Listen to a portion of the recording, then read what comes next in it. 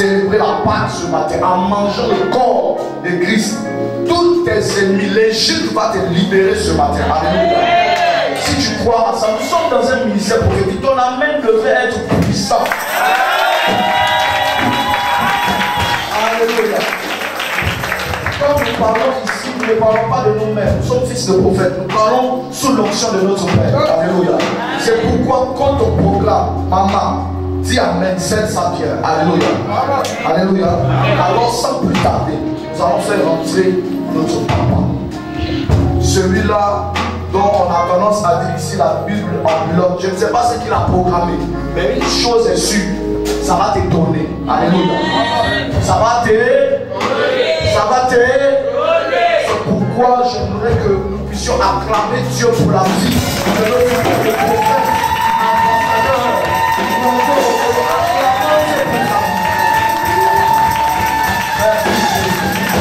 Merci Jésus. Alléluia. Gloire au Seigneur. Amen. Mon micro. Il veut sur la croix. De jour, de nuit, qui pleure, il neige, il me conduit. Il calme les rages, nuages de la vie, et me donne de sa paix. Personne ne peut m'aimer comme il m'aime. Vers son sang pour moi. Oh, quel amour, il est Jésus. Oh, quel amour, il est Jésus. Oui, quel ami. Oh, quel ami, il est Jésus. Oh, Quel ami, quel ami. il est Jésus. Il Calme les rages, nuages de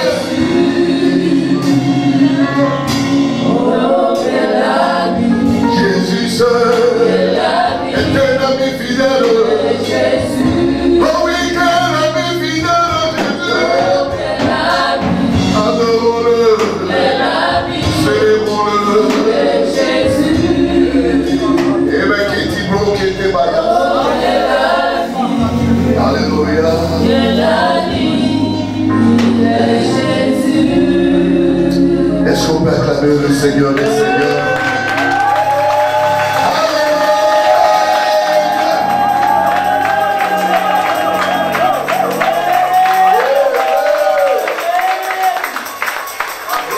À Jésus. Est-ce que quelqu'un est heureux ce matin? Est-ce que quelqu'un est content ce matin?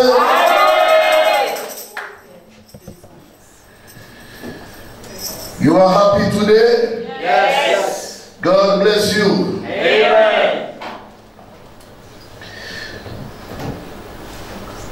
Today is a day. Alors, bien aimés frères et sœurs, aujourd'hui c'est la Pâque. Amen. Amen. Aujourd'hui c'est quoi? La Pâque. Aujourd'hui c'est la Pâque. Alors nous allons parler de la Pâque. Est-ce qu'on peut s'asseoir dans la présence du Seigneur? On acclame le groupe musical qui a été merveilleux. Amen. Bien aimés frères et sœurs, que le Seigneur vous bénisse. Amen. La pluie a été très abondante. Alléluia. Amen. La pluie a été. Très abondante. Voilà. Et ce qui a certainement empêché beaucoup de personnes à venir. Mais nous bénissons le Seigneur pour ceux qui sont là. Amen. Pour l'effort consenti pour votre Dieu, que le Seigneur vous bénisse. Oui, il y a des personnes qui sont logées dans des... Certainement, ou quand il pleut, le quartier est inondé, pour sortir c'est difficile. Mais nous croyons que tout ça aussi c'est l'œuvre du Seigneur. Yes. Et tout ce que le Seigneur fait est bon. Amen. Alléluia. Amen. Tout ce que le Seigneur fait est bon. Les footballeurs, on ne paye pas des millions pour rien. Quand il pleut, ils sont en train de jouer. Quand il neige, ils sont en train de jouer. On n'arrête pas le match parce qu'il pleut. À moins que ça soit vraiment compliqué. Mais nous pensons que Dieu est bon. Amen. Et la bonté de Dieu est plus que tout. Alors nous allons partir comme prévu. Nous allons parler un peu de la Pâque. Quelqu'un dit, parlons de la Pâque. Parlons de la Pâque. Parlons un peu de la Pâque, l'origine de la Pâque. Amen. Amen.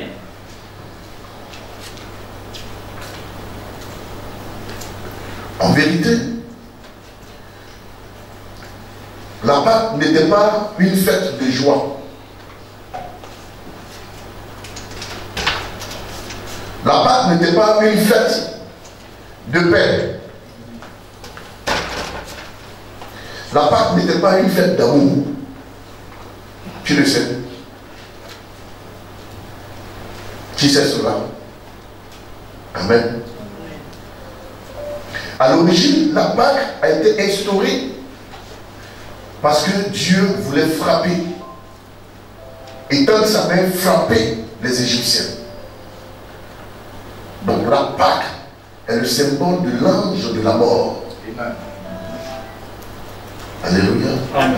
Cela a été institué plus tard comme une commémoration pour célébrer la grande main de Dieu qui avait frappé les Égyptiens et qui avait donné la victoire au peuple de Dieu.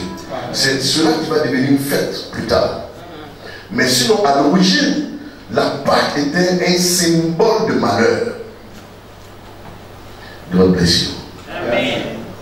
Est-ce que quelqu'un est avec moi? Amen.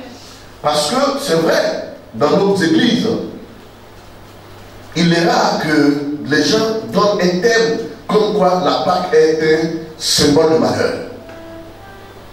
On vous enseigne que la Pâque c'est la fête. S'il y a une ethnie qui a gardé cette célébration en Afrique, chez nous, chez les Baoulés. Chez nous, chez les Baoulés,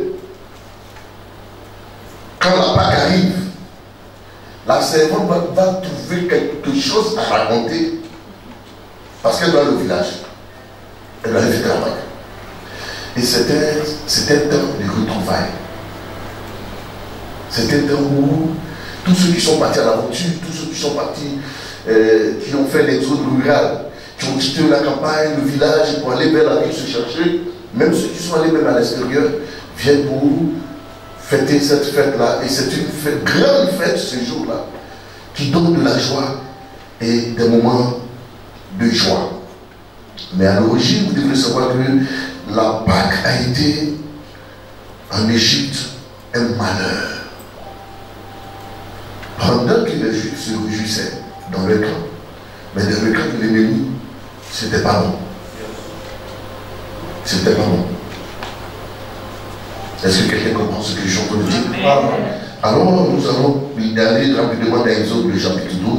On va aller le verset 3 jusqu'au verset 11 et ensuite le verset 21. Exode.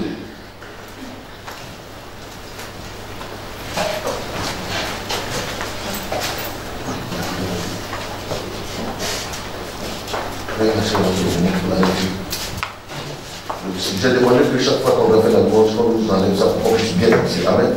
Voilà, donc la lecture est obligée de revenir. Voilà, donc. Je lis la parole de Dieu dans le livre d'Exode, chapitre 12. Oui. À partir du verset 3. Parlez à toute l'assemblée d'Israël et dites, le 10e jour de ce mois, on prendra un agneau pour chaque famille, un agneau pour chaque maison. Si la maison est trop peu nombreuse pour un agneau, on le prendra avec son plus proche voisin, selon le nombre de personnes. Et vous compterez pour cet agneau d'après ce que chacun peut manger. Ce sera un agneau sans défaut, mâle, âgé d'1 an. Vous pourrez prendre un agneau ou un chevreau. Vous le garderez jusqu'au 14e jour de ce mois. Et toute l'assemblée d'Israël l'immolera entre les 2 soirs. On prendra de son sang et on mettra sur les 2 poteaux et sur le linteau de la porte des maisons où on le mangera. Cette même nuit, on en mangera de la chair rôtie au feu. On la mangera avec les pains sans levain et les herbes amères. Vous ne le mangerez point à demi cuit et bouilli dans de l'eau, mais il sera rôti au feu avec la tête, les jambes et l'intérieur. Vous n'en laisserez rien jusqu'au matin. Et s'il en reste quelque chose le matin, vous le brûlerez au feu. Quand vous le mangerez, vous aurez vos reins sains, vos souliers aux pieds et votre bâton à la main. Et vous le mangerez à la hâte. C'est la Pâque de l'Éternel. C'est la Pâque de qui? De l'Éternel. Maintenant, la suite, il vient dans le verset 12. Disons.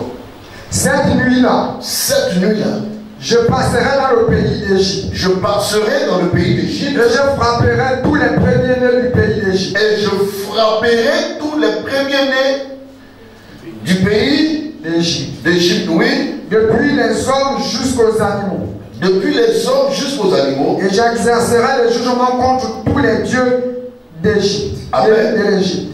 J'exercerai quoi? Un jugement. Un jugement. Un jugement contre tous les Un jugement? Non. Est-ce que c'est un jugement? Non. Parce que ça ne concerne pas seulement les hommes. Même les animaux devraient juger. Je ne sais pas qui se transforme dans ta famille en un animal. Je ne sais pas qui se transforme en un hibou. Mais c'est des jugements. Amen.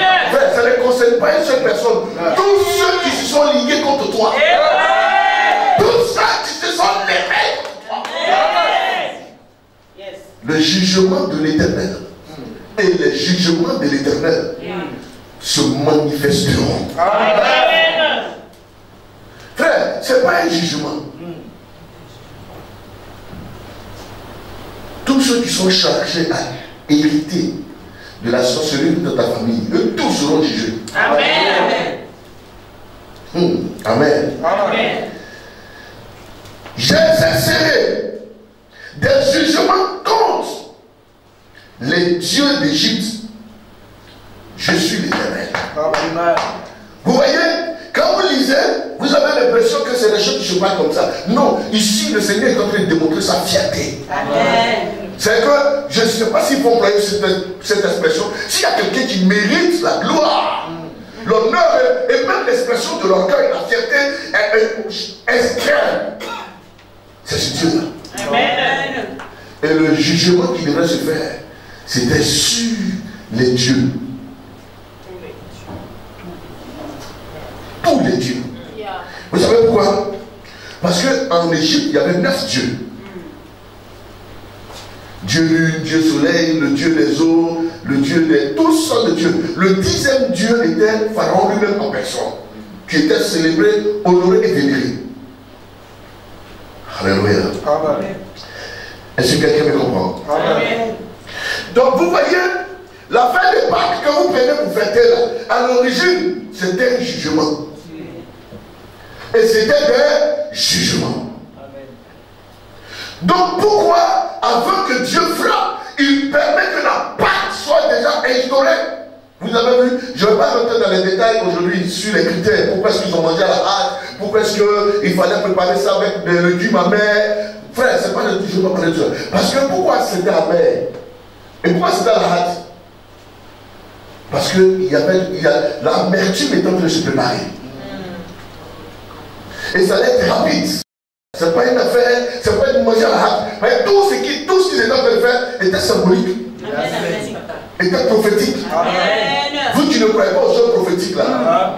Quand on te dit va faire ceci, ça c'est quoi ça encore? Dieu, depuis le commencement, est prophétique. Il est lui-même le prophète. Amen. Il a toujours travaillé avec des signes et des symboles. Amen. On dit non, c'est Jésus quand il est venu, Jésus il a été prophétique. Oui, la Sainte Seine, il a dit c'est prophétique parce que la chair et son sang, c'est lui-même. Amen. Il a immortalisé cette action et il dit chaque fois que vous en ferez cela, faites cela au moins de moi. Alors, pourquoi est-ce que quand on parle des choses prophétiques, les gens sont choqués? Notre Dieu même, il est prophétique. Amen. Parce que toi-même, physiquement, tu as arrêté. C'est de la poussière qui t'a tiré. Amen. Alors si quelqu'un dit prends la terre de chez toi, viens on va travailler, c'est pas fétichisme. Ça dépend de qui émane ou de qui on tire la force pour faire ça. Nous, c'est pas avec le diable. Quand le nom de Jésus-Christ est prononcé dans une affaire, cette affaire-là devient prophétique. Amen. Mais c'est quand l'honneur est attribué au diable, c'est ça qui n'est pas bon. D'où tire l'origine de cette affaire? Asseyons-nous. Dis Amen. Amen. Je vais te parler d'une autre façon et d'une autre manière du prophétique qui a été fait ce jour-là. Le verset 12, il dit quoi? Cette nuit-là, Oui. je passerai dans le pays d'Égypte et je frapperai tous les premiers-nés du pays d'Égypte. Il a dit qu'il allait envoyer les anges. Michael allait partir combattre. Vous voyez, il y a des guerres. Le diable même, c'est que c'est une affaire de Dieu. Un homme ne peut pas combattre un Dieu. Aucun homme ne peut combattre un Dieu. C'est pour cela que, quand il a envoyé Moïse, il a dit, je te ferai Dieu sur Pharaon. Amen. Oui. Il n'a pas dit, je te ferai Dieu comme Pharaon. Dieu ne l'a pas fait égal à Pharaon. Pharaon était Dieu. Moïse devait être Dieu, mais sur Pharaon. Alléluia. Tant que vous ne devenez pas des esprits, vous ne pouvez pas combattre les esprits. C'est vrai. Ne restez pas l'état humain. Devenez des esprits. Amen. Et c'est pour cela que la Bible dit à tous ceux qui l'ont reçu, tous ceux qui ont cru en elle, elle leur a donné le pouvoir de devenir enfants de Dieu. Ceux-ci qui ne sont pas nés de la chair, ni du sang, mais qui sont nés de la volonté du Dieu vivant. Amen. Alors ceux-là ne sont plus. On n'est pas normal ici à Canaan. Amen. Nous sommes des esprits. Amen. je ferai de cette église des hommes d'esprit. Amen.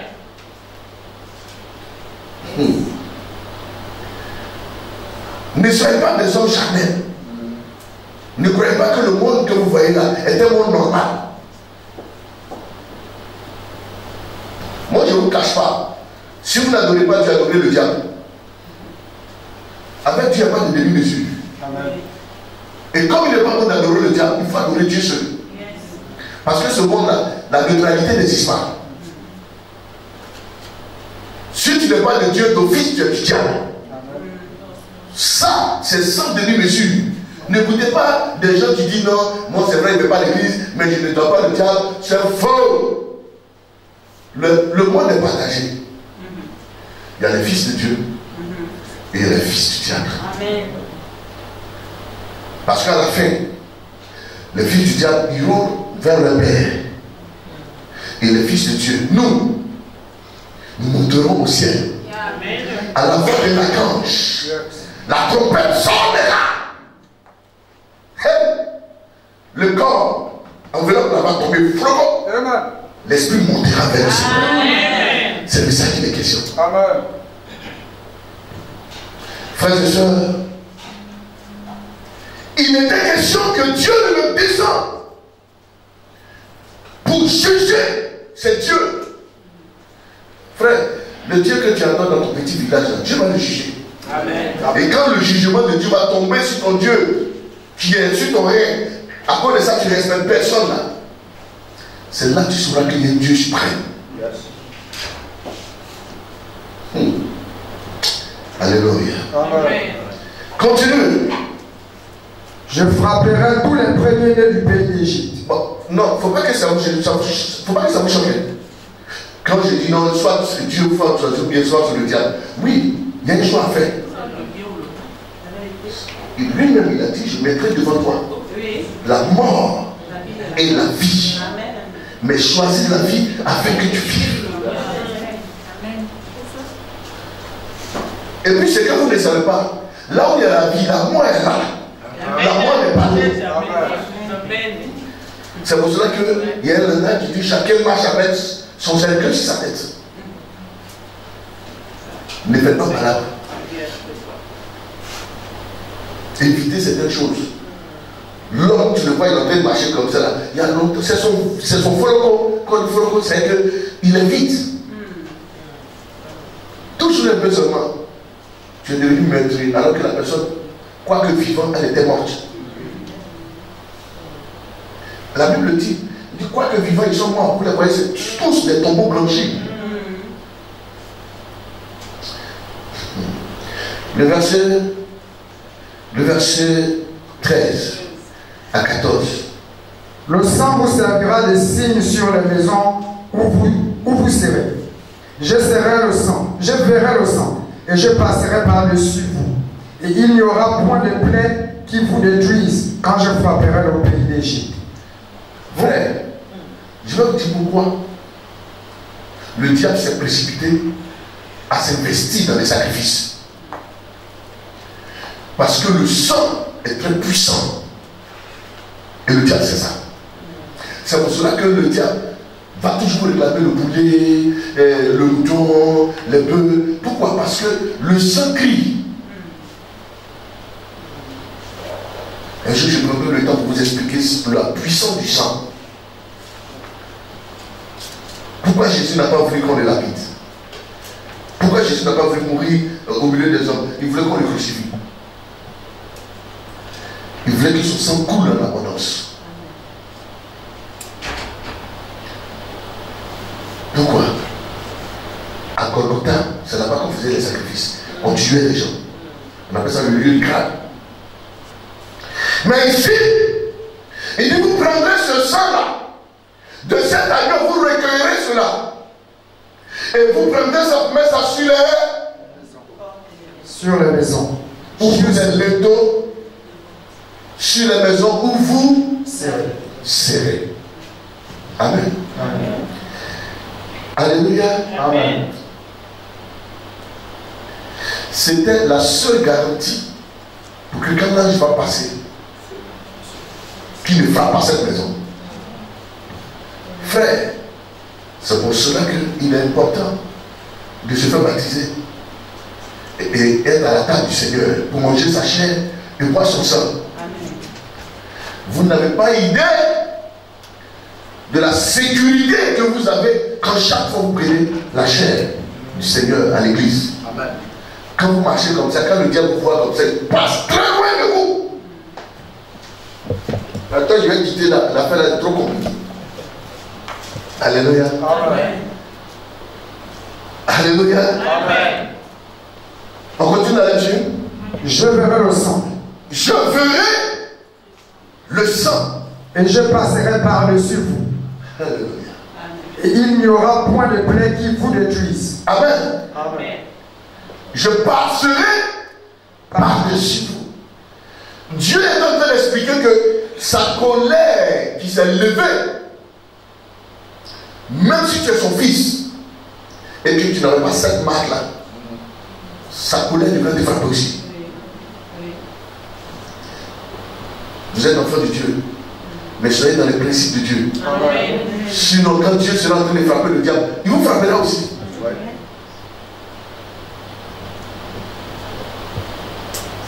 Est-ce que quelqu'un comprend ce que je suis en train de dire? Amen.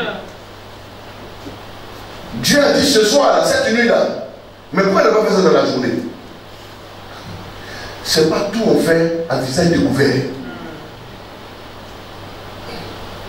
Il y a des gens qui veulent forcément affronter leur famille, les sorciers. Vous pensez que Dieu avait peur de descendre pour faire cela? Dans la journée? Pourquoi il vient la nuit? N'est-ce pas que vous avez l'habitude de dire c'est le voleur qui vient la nuit? N'est-ce pas que vous avez dit que celui qui parle derrière moi, c'est celui qui parle la nuit?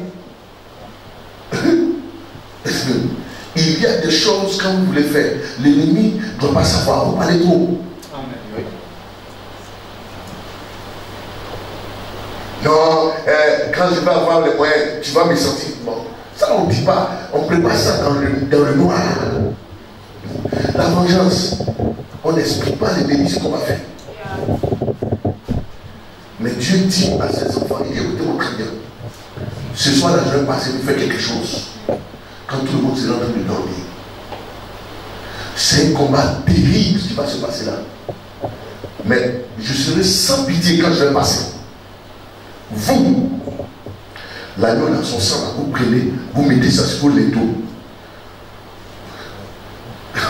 Pourquoi? Parce que le sang est rouge. Et dans le noir, on ne voit pas clair. Vous comprenez? Dans les infrarouges, il y a longtemps, ça existait. Amen. Dis à quelqu'un, l'infrarouge. C'est ce qui devrait permettre. Parce que quand les gens vont combattre la nuit, ils ont ce qu'on appelle l'infrarouge. C'est ça qui permet de... Ou bien la vie d'ermite. Tu es là comme ça, et puis tu vois quelque chose balader sur toi comme ça. Ça veut dire qu'il y a la mort là. Donc le sang du Seigneur devrait prévenir les enfants de Dieu qu'il y a la mort là. Et la mort va passer. Souvent les gens pensent que la mort c'est le diable qui est la mort. La mort n'est rien. La mort n'a pas de force. C'est Dieu qui lui donne le droit de prendre la vie de quelqu'un. Quelqu'un n'a pas compris ça. Amen. C'est Dieu lui-même la mort.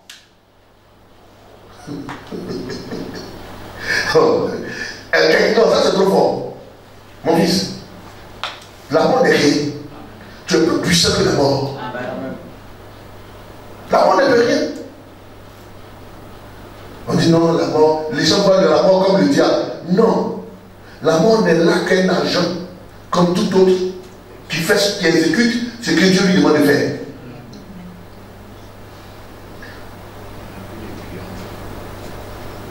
Il n'a plus d'aiguillon. La mort, où est le pouvoir? Vous ne savez pas ça souvent. Mais est-ce que vous réalisez ça? La mort n'a pas de pouvoir. Le chant même disait quoi même?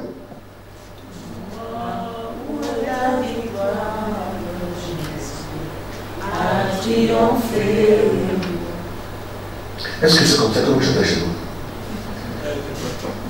Hein? Mais ça, c'est un vieux chant quand on était converti nouvellement. Et c'est un chant qu'on aimait beaucoup chanter. Où est ton oignon? Il y a quand tu avais chanté ça. Je vais chercher ça après. Vous me posez la question, la mort, où est ton pouvoir? Et où est ton aiguillon? Car Jésus a triomphé sur la croix.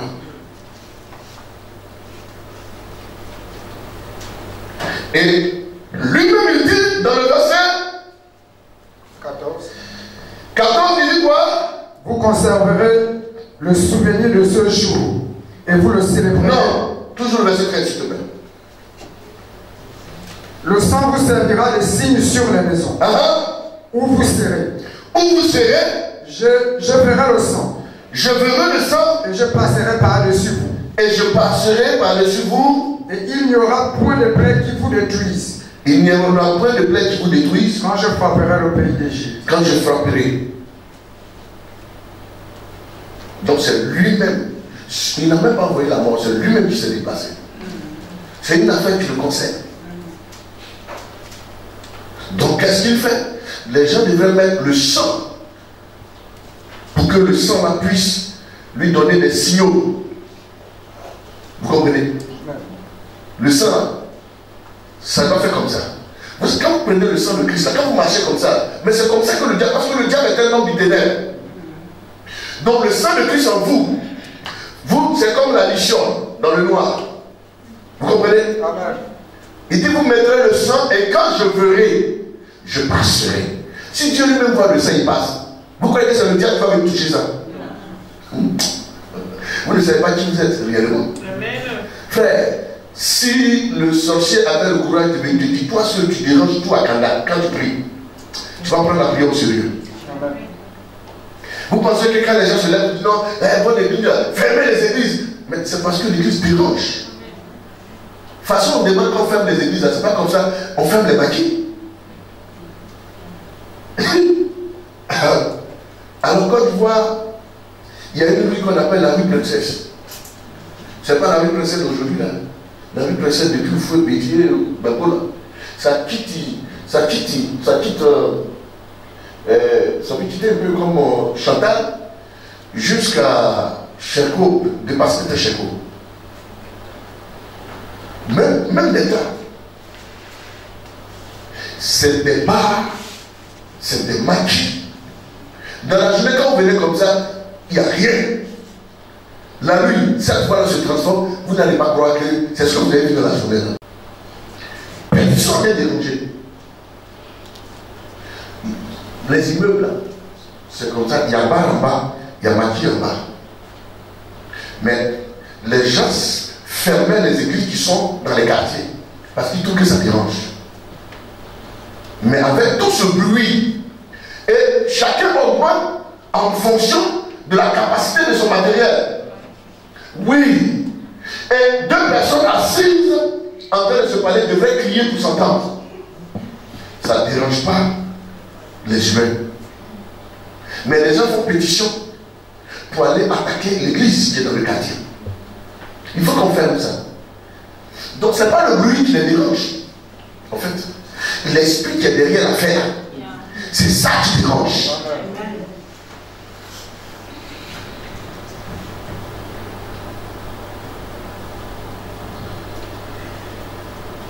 Une église, un pays laïque, l'église est reconnue comme un lieu de culte. C'est une ambassade. Si on poursuit un voleur, que le voleur court, quand il franchit les seuils d'une église, d'une mosquée, les policiers n'ont pas le droit de rentrer là-bas. Vous le savez. Beaucoup ne le savent pas. Mais c'est un lieu d'asile. Il faut une négociation, une diplomatie entre les chefs de culte avec la police et l'État pour que ce voleur soit extradé. Et les hommes de Dieu ont le devoir de l'extrader ou pas. Parce qu'il a trouvé asile auprès de Dieu. C'est dans les tests. Ce n'est pas ignorance. Mais en fait, ça ne dit rien. Pourquoi? Parce que l'esprit qui est derrière l'église fatigue même les autorités.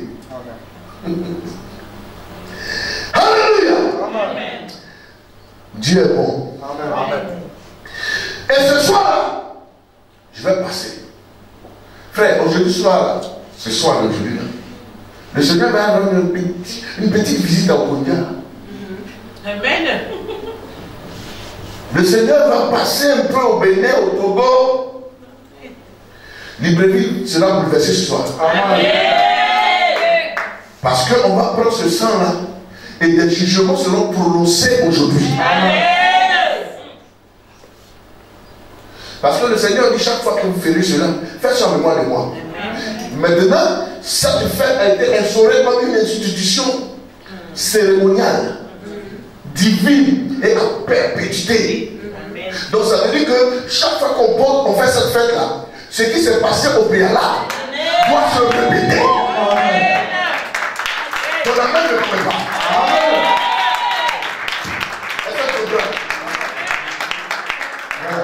C'est ça. Très bien habillé. Sois avec mon fils. Ressemble à ton père. Un bon enfant cherche à ressembler à son père. Ne pas ressembler à papa de quelqu'un d'autre. C'est le papa. Qu'il est avion, qu'il est motard, c'est le papa. Il faut me ressembler. Il faut prêcher comme moi. Parle comme moi. Fais tout comme moi. Quand tu attrapes le micro, on dit non, toi tu n'es pas le fils d'ambassadeur. Il dit si, oui. De ta façon de faire là, tu es le fils d'ambassadeur. Si on ne trouve pas les traces de votre père en vous, vous n'avez jamais été son fils. Amen.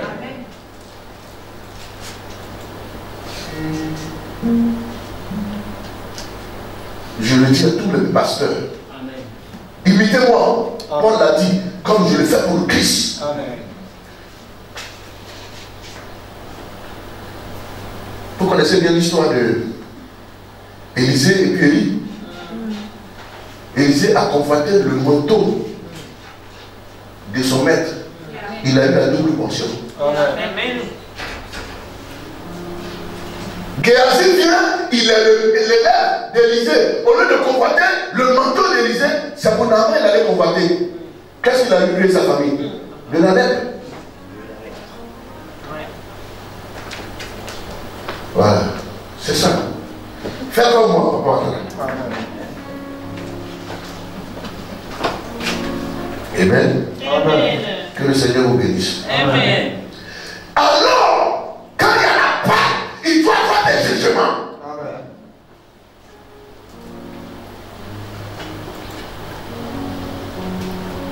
Moi, je ne suis pas contre ceux qui disent non, aujourd'hui ton sorcier doit mourir. On dit non, comme un homme de Dieu. C'est parce que chacun a sa façon de fonctionner.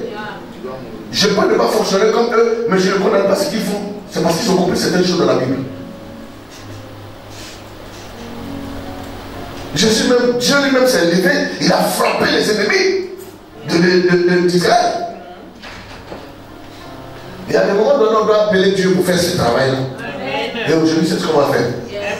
On va l'appeler pour faire ce travail. Et il a un travail à faire. Il dit moi-même, je passerai. Il n'a pas dit j'enverrai Michael. Lisez l'Apocalypse, le chapitre 12, verset 12. Quand le diable, dans toute son entièreté, avec tout son pouvoir, s'est levé contre l'Éternel, Dieu n'a même pas bougé de son siège. Yes. Hein? Amen. Est-ce qu'ils n'étaient pas plus nombreux? Dieu n'a pas bougé. Il a laissé qui faire. Lisez bien, la Bible dit qu'il luttait dans les cieux. Michael et ses anges combattirent, et le dragon aussi et ses anges combattirent. La bataille fut rude, mais ne fut pas le plus fort. Alors, leur place ne fut plus trouvée au ciel. Ils ont été projetés sur la terre. Alors, un ange cria et dit: malheur à la terre et à la mer, car le diable est descendu vers vous, animé d'une colère féroce. Vous croirez qu'il y a de la tautologie ou du pléonasme dans ce qu'on a dit. Parce que quand on a une colère, c'est déjà une férocité.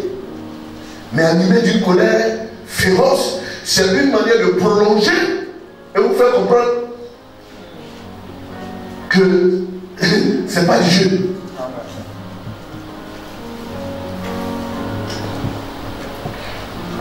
C'est en cela que, mais quand il s'agissait des Égyptiens. Lui-même, le combat qui s'est passé au ciel là-bas, il n'a pas fait ça. Hein. Mais sur la terre, là, la colère qu'il a eue au ciel, là, c'est différent avec la colère qu'il a sur la terre. Aussi à Dieu ne s'est pas occupé, c'est pas lui qui a combattu.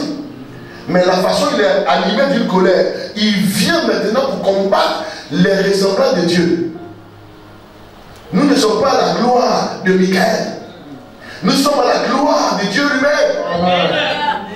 Donc quand le diable vient pour nous combattre, c'est pas Michael qui vient nous défendre, c'est Dieu lui-même qui descend pour nous défendre.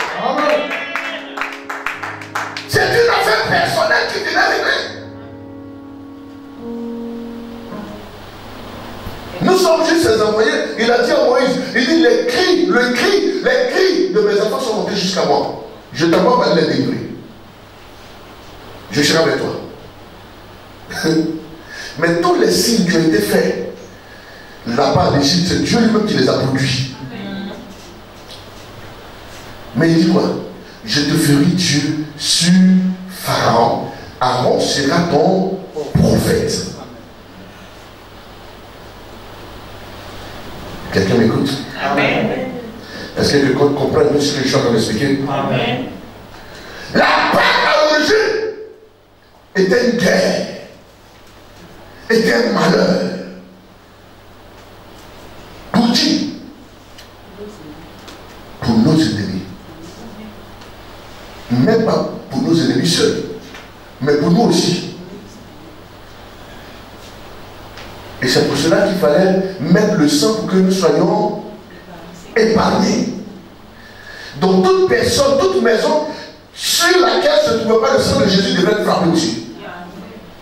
Donc c'était une guerre qui ne pliait pas seulement les méchants, même les bons pouvaient être. Donc ils ont été avertis afin de prendre les dispositions. Donc, oui, c'est la même manière que Dieu est en train de nous avertir par les prophètes que ce monde-là sera détruit. Alors, prenez le Christ, choisissez le Seigneur, que son sang soit sur vous. Alléluia. Amen. Que le nom du Seigneur soit glorifié. Amen. Lis le verset 21. Moïse appela tous les anciens d'Israël et leur dit, oui, allez prendre du bétail pour vos familles. Allez prendre du bétail pour vos familles. Oui. Et immoler la Pâque. Et immoler la Pâque. Donc en deux mots, l'agneau, les agneaux qui ont été choisis, c'est ceux-là qui devaient être immolés. L'immolation c'est quoi? L'immoler c'est quoi? Immoler une chose. L'agneau c'est quoi? Pour recueillir le sang. Donc c'est cet agneau-là qui a été appelé la Pâque.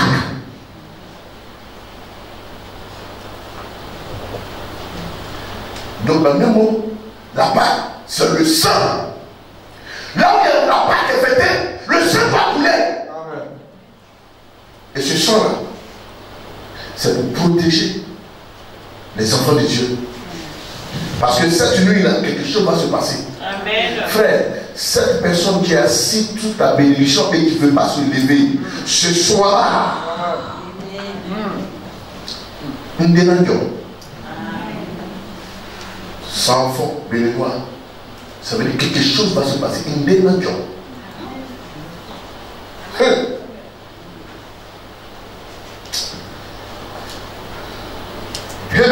Amen.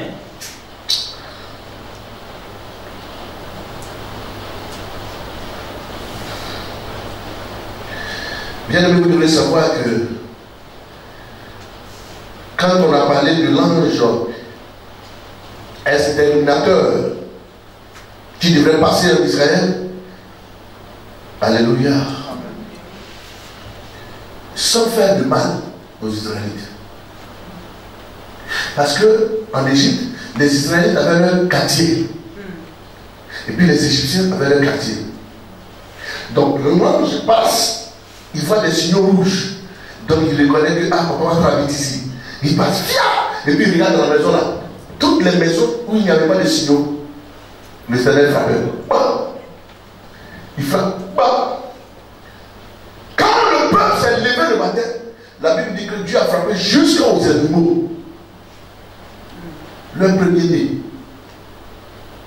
Alors que le premier-né est le symbole unique que Dieu réclame, les prémices.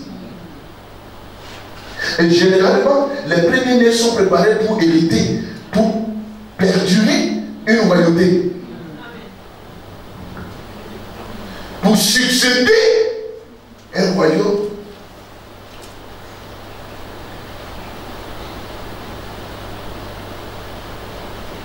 N'est-ce pas que votre premier enfant vous procure beaucoup de joie?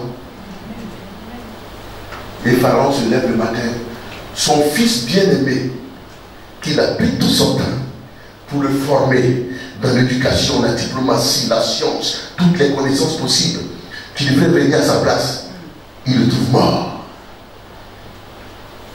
Pourquoi? Parce que l'exterminateur est passé, le destructeur est passé. Et quand tout le monde se réveille, il y avait des pleurs en Égypte, mais dans le camp des Égyptiens.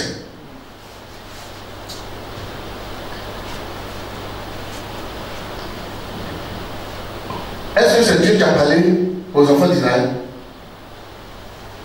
Hein? Est-ce que c'est Dieu qui a parlé aux enfants d'Israël? C'est qui devrait faire? Mais répondez-moi. Non, c'est Moïse. Merci maman, sois béni. Moi c'est une femme qui lit la Bible. Le verset 4 de la Bible dit Dieu s'est adressé à Moïse et Aaron. Dites aux enfants, frère, Dieu parlera toujours, oui. Mais quand il donnera des instructions, il passera par vos pasteurs, vos pères, pour vous donner des instructions. Si le peuple s'était rebellé pour dire non, ça c'est quoi encore? Affaire d'agneau, on va tuer le God. Ça c'est les Égyptiens qui font ça. Mais pourquoi nous aussi on va faire ça?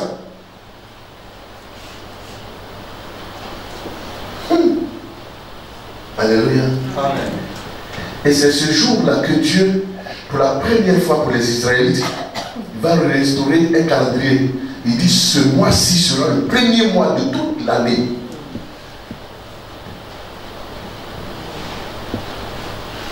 Ça veut dire aujourd'hui, Dieu veut changer ton histoire. Pour te donner un nouveau départ. Amen. La Pâque est devenue une fête aujourd'hui. Mais à l'origine, la Pâque n'est pas une fête. La Pâque était une protection pour nous, mais une mort pour l'ennemi. Amen.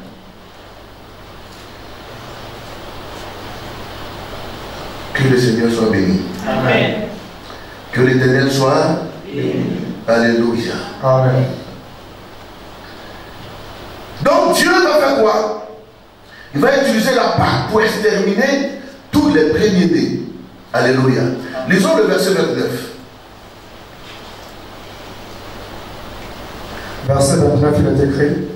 Au milieu de la nuit, l'Éternel frappa tous les premiers-nés dans le pays d'Égypte. L'Éternel frappa tous les premiers-nés dans le pays d'Égypte. Depuis le premier-né de Pharaon. Assis sur son trône. Jusqu'au premier-né des captifs dans sa. Le premier-né de Pharaon assis où? Sur son trône. L'héritier.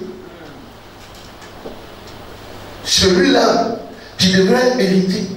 Vous savez c'était qui? C'était le frère de Moïse. Oui. Est-ce que vous savez? Quand on l'a pris sur le Nil et qu'on l'a amené dans la maison de Pharaon, les deux ont été éduqués et ils ont grandi ensemble. Quand Dieu décide de faire des choses là, les sentiments ne sont pas dedans et les émotions ne répondent pas. Amen. Moïse est parti de l'Égypte, mais quand même, il y a des sentiments qui les lient. Ils ont une histoire, ils sont fréquentés ensemble, ils ont mangé ensemble, été éduqués ensemble. Et Dieu a décidé de frapper ces jours-là. Et c'est son meilleur frère, son meilleur ami, qui ont grandi comme des jumeaux. Quand vous lisez lisez les Écritures, la Bible déclare que Moïse a été éduqué dans toute l'éducation pharaonique. Ça veut dire qu'on lui a appris la magie, la sorcellerie, tout. Parce qu'un prince, il devient prince, il devient le 10e Dieu. Donc il devait connaître tous les autres dieux, pratiquer tous les autres dieux. Et Moïse, la Bible dit qu'il a été élevé comme ça. Donc Moïse était sur le chemin d'être un Dieu égyptien. C'est pour cela que Dieu l'a choisi pour faire de lui son Dieu. Amen. Mais un Dieu supérieur à Pharaon. Donc il était supérieur au fils de Pharaon. Donc c'est lui qui devrait tuer ce monsieur-là. Et Dieu lui donne l'ordre. Allez, va dire ceci, il fait cela. On continue. Depuis le premier-né de Pharaon, oui, sur son trône, oui, jusqu'au premier-né du captif dans sa prison, et jusqu'à tous les premiers-nés des animaux. Vous voyez, même les esclaves qui n'étaient pas juifs, qui étaient là-bas, leurs enfants n'ont pas été, leurs premiers n'ont pas été épargnés. Ils ne sont pas juifs. Pourquoi? Qu'est-ce qu'ils ont fait? Ils étaient au même titre que les Israélites aussi, qui étaient esclaves, là-bas. Mais c'est parce que le sang ne se trouvait pas sur les linteaux. Et ils n'ont rien fait. Alors que c'était des collaborateurs, ils ont travaillé ensemble avec les Juifs. On les a malmenés ensemble. Dieu aurait pu même avoir compassion pour dire, bon, ceux-là, ça ne doit pas aussi les toucher. N'est-ce pas? C'est ce que je suis en train de vous dire. Ils n'étaient pas concernés de la souffrance du peuple d'Israël, mais parce que le sang ne s'est pas trouvé sur leur maison, l'Éternel a frappé. Donc c'est pour cela que je vous ai dit que si le sang ne s'était pas trouvé sur la maison des Juifs, ils allaient être aussi frappés. Quand la main destructeur passe, elle doit passer pour détruire tout sur son chemin. Mais, excepté ceux à qui des consignes ont été données et qui l'ont respecté.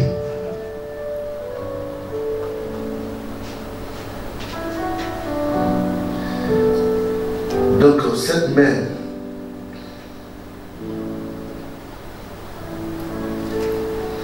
qui vient pour détruire, elle vient pour anéantir, elle vient pour frapper les premiers-nés. C'est ce qui était arrêté, c'était programmé. Cette main ne devait même pas toucher les derniers. Donc s'il y avait des jumeaux, les deux ne sont pas frappés. C'est celui qui est le premier-né qui devrait être frappé. Donc vous voyez que la main de l'Éternel sait faire la part des choses. Que le Seigneur vous bénisse. Amen. Que le Seigneur vous bénisse. Alléluia. Amen. Donc, les Égyptiens, leur premier-né fut frappé à mort par la main de l'Éternel. Mais par la suite, la Pâque sera quoi? Une fête. Alléluia. Amen. Qui a été décidé d'être une fête perpétuelle pour commémorer. La commémoration, c'est quoi? C'est un souvenir. Vous comprenez? C'est quelque chose qu'on fait pour poser là. Chaque fois que vous voyez ça, ça vous rappelle ce qui s'est passé. Donc en fait, chaque fête doit vous amener à réaliser ce que tu as fait en Égypte. Et ce que tu as fait en Égypte, là, ça doit se récidiver dans vos vies. Amen. Quand je dis là que la mort va passer, là, c'est pas musulman. Amen. C'est pas musulman. Ce soir, l'ange de la mort passera. Amen. Si c'est toi-même qui es ton propre sorcier, il faut te délivrer maintenant. Amen. Parce que cette main te frappera.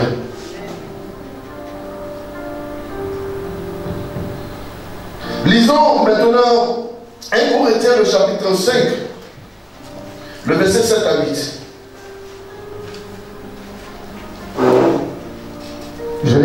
parole de Dieu. Oui. Faites disparaître le vieux levain. Faites disparaître Le vieux levain. le vieux levain, Afin que vous soyez une pâte nouvelle. afin que vous soyez une pâte nouvelle, Puisque vous êtes sans levain. 1 Corinthiens 5, Oui. 1 Corinthiens chapitre 5, à partir de verset 7. 7 à 8, oui.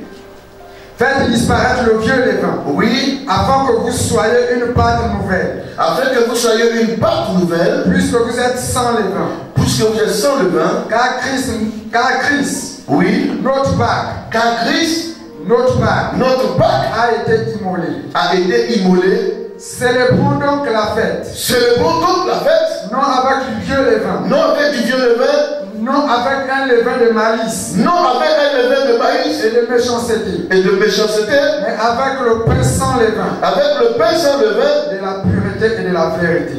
Amen. Amen. Vous voyez, ces explications qu'on vous a données de l'autre côté, prendre les herbes amères, manger tout ça là, c'était de la méchanceté. Ça veut dire que les gens ne devraient pas avoir compassion. Mais ici, il dit les éléments que vous allez utiliser, ça ne serait pas amer. Utilisez plutôt, parce que le vieux levain, c'est ce qui était passé. Le nouveau levain maintenant, ça va être compassion. C'est pour cela qu'on parle du Seigneur. Parce que nous, on sait ce qui va se passer. Amen. Donc on vous prévient de ce qui va se passer. Alléluia. Nous avec de la malice. Nous avec, vous voyez la malice, pourquoi? Je vous ai dit que Dieu n'est pas venu dans la journée. Le malicieux, ou bien le malice, il fait les choses sous moi. Les cacheteries, il fait mal. Non, mais c'est pour dire que cette fois-ci là, non, c'est en plein jour que ça se passe. Bien mes frères et sœurs, écoutez-moi très bien. Il dit, mais avec quoi? Les pains sans levain, de la pureté et de la vérité. Ça veut dire que dans cette affaire bien aimée, l'agneau qu'on a utilisé là-bas, cette fois-ci, Jésus lui-même s'est rendu lui-même l'agneau. Amen. Vous comprenez? Amen. L'agneau pascal, pourquoi? Parce qu'en vérité, le sang d'un bouc ne peut pas effacer le péché à perpétuité.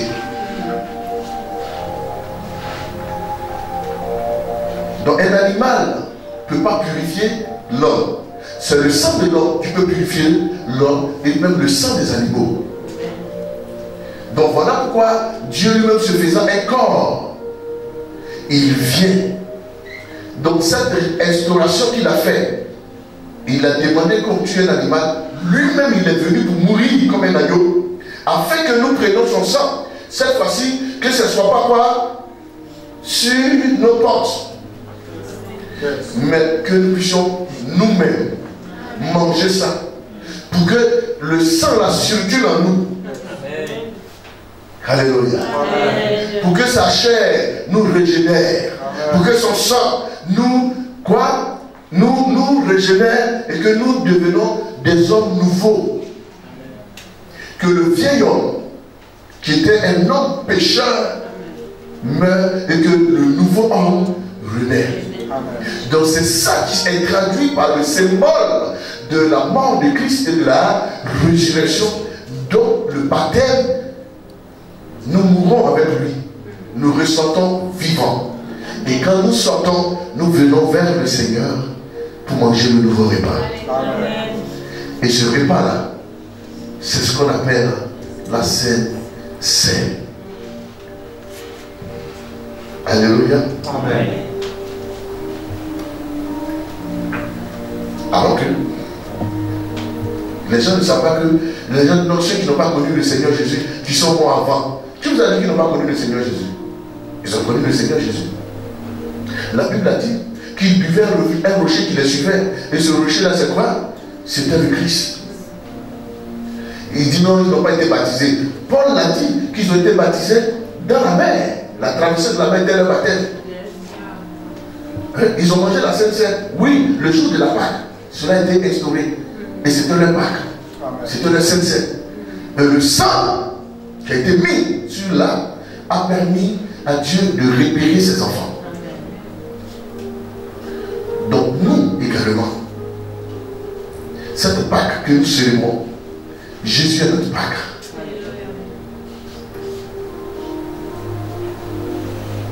Et quand nous faisons cela, pourquoi il dit faites cela en mémoire de moi? Parce que quand cela a été fait dans le passé, Dieu a demandé que cela soit instauré pour que on enseigne ça aux enfants de génération en génération. Est-ce que quelqu'un m'écoute? Est-ce que quelqu'un comprend ce qu'on explique quand même? Amen. Lisons Exode le chapitre 12, 24 à 27, 41 à 42.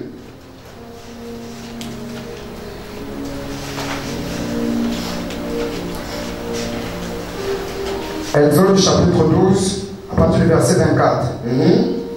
Vous observerez cela comme une loi pour vous et pour vos enfants à perpétuité. On a dit quoi? Vous observerez cela comme une loi pour vous et pour vos enfants à perpétuité. Vous comprenez? Amen. Et les gens viennent aujourd'hui, ils ont un nouveau message. La loi est passée. Nous sommes sur la grâce. Faites attention à ce genre de message. Quand il y a des docteurs comme nous, on est arrêté sur la chambre en train de parler là, il faut que les gens se calment un peu. Amen.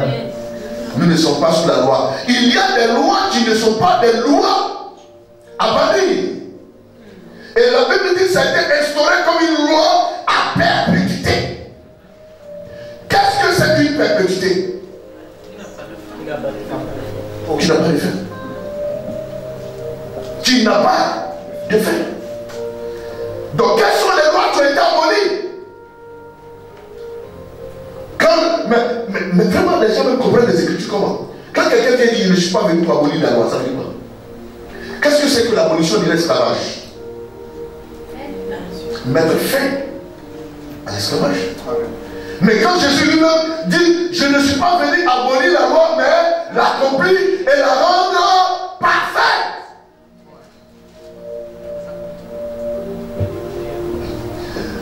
Ça continue et de meilleure manière et de manière différente. La loi n'a pas été abolie. La loi a été amplifiée. Elle est devenue encore plus compliquée. Quand, oui, quand vous serez entrés dans le pays. Viens, viens. Alléluia.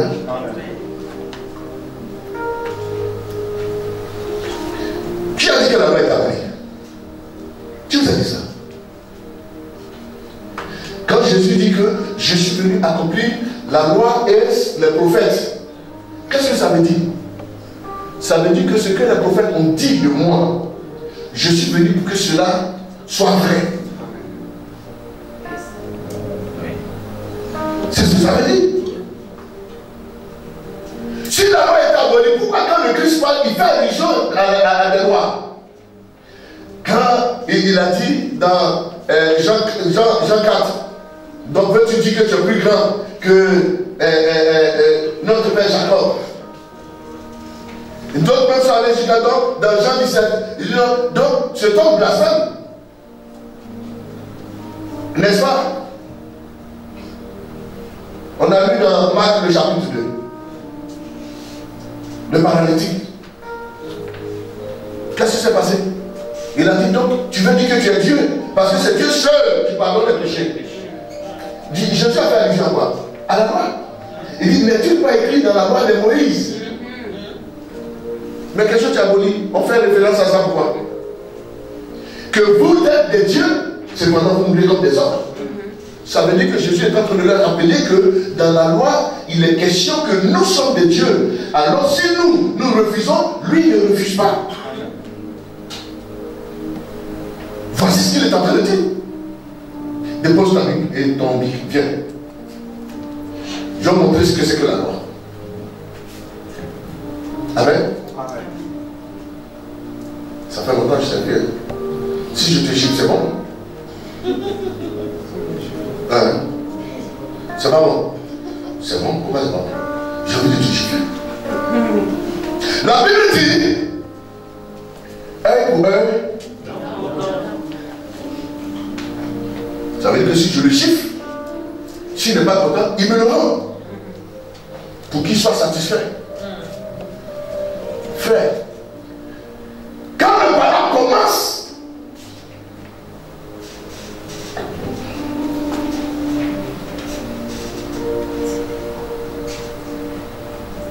je ne suis pas, et puis au moment où il veut me gifler, on vient de se séparer.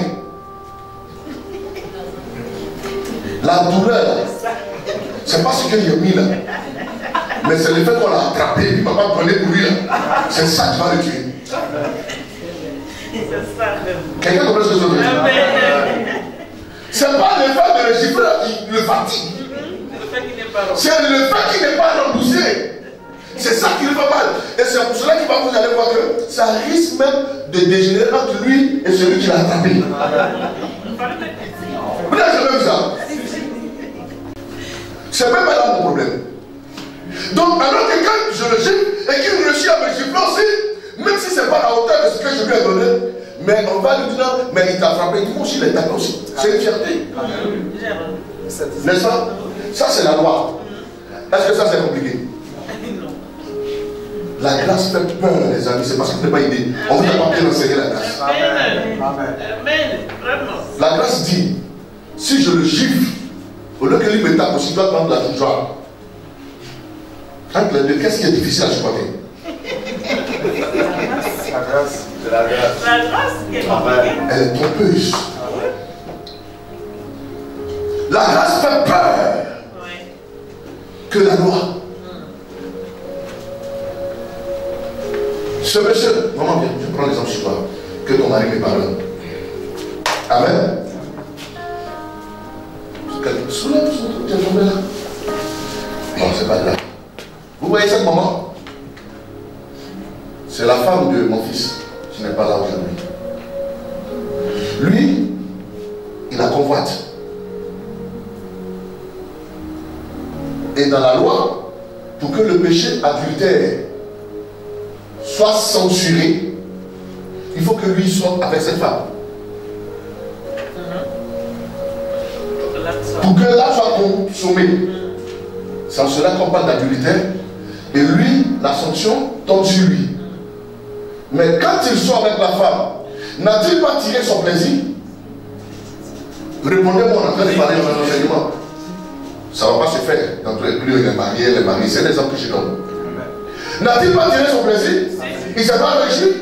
Ça lui a fait du bien. Quand il savait que il savait combien, non? Ah, elle est tombée dans la casserole. C'est une fierté. N'est-ce pas? Si on le tue parce qu'il l'a fait, est-ce qu'on n'a pas tué pour une cause? Il n'a pas consommé ça? Il meurt avec cette fierté d'avoir consommé ça. Quand on vient dans la grâce, il ne touche même pas la femme.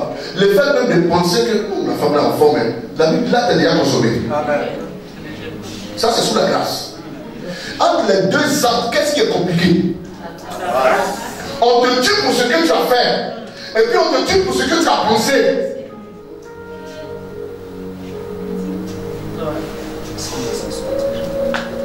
Donc, ne vous fiez pas à la grâce pour croire que la loi est difficile. C'est parce que vous n'avez pas la compréhension des choses exactes. Donc vous ignorez même ce que c'est que la grâce. La grâce fait peur. Parce que dans la loi, tu sais à quel moment te frapper. Dans la grâce, tu ne sais même pas que tu es en train de mourir comme ça. Mais tu ne le sais pas. Alors que chaque fois qu'une loi est un frein, il y a des sanctions. Vous comprenez? Mais le problème c'est quoi? Quand tu sais que le policier t'a sifflé, tu vois les policiers sur la route, on vous siffle, on vous siffle. Ce qui va se passer après tu vas à la fin. Il y a beaucoup qui vont abandonner de conduire. Parce qu'il y a la loi et puis il y a la grâce.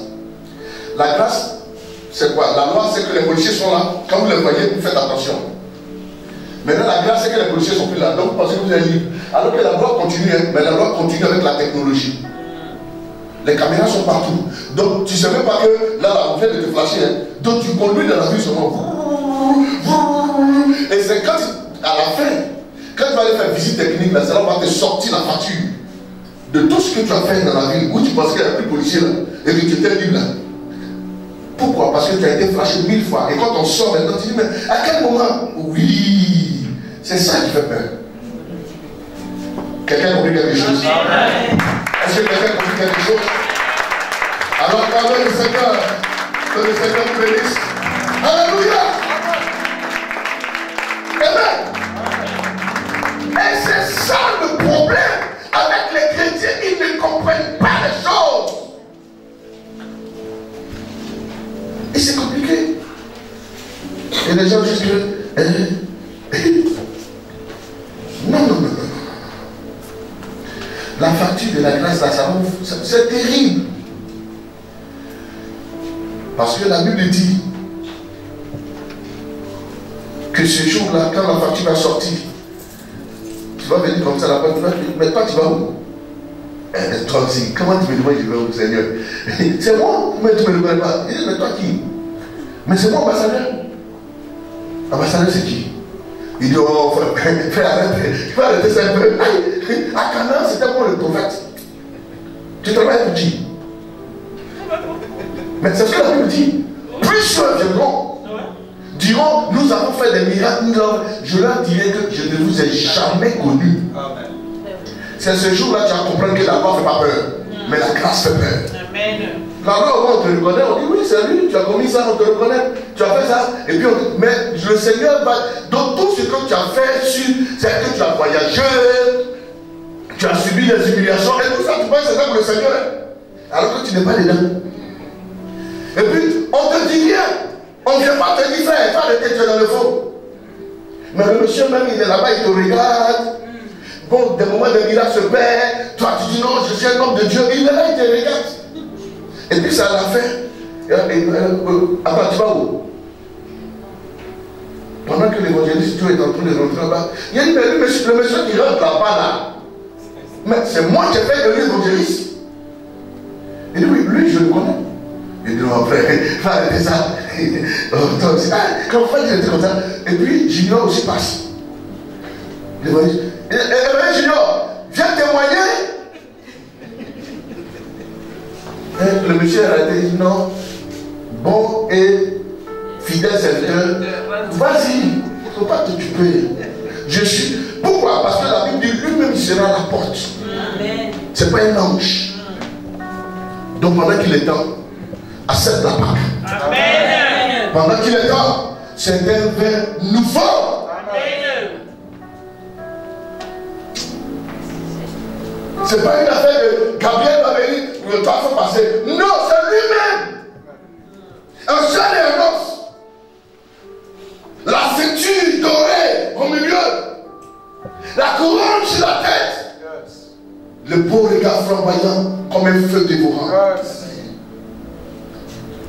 La Bible dit quand il sort la voix, les biches enfantent, les vallées se comblent, les montagnes fuient devant sa voix.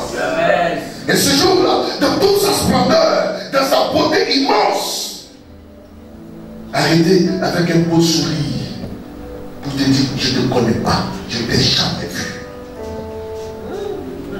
En même temps, tu es en train de voir ta maman partir. Il dit mais, maman! Maman! C'est qui? Tu dois me laisser? Ta propre matérielle. C'est qui? Ah, maman, toi aussi, il faut arrêter ça. Il faut lui dire que c'est moi ta fille. Ça, tu te crois dans un théâtre. C'est la vérité, ma fille. Ta main ira seule, tu resteras. Et l'ange de la mort viendra pas ta main comme ça. Vous serez à des voies opposées, deux voies parallèles. Et ça va comme ça. Toi aussi tu t'en vas comme ça. Ce n'est pas une affaire de moment. C'est pour cela qu'on dit le salut est individuel.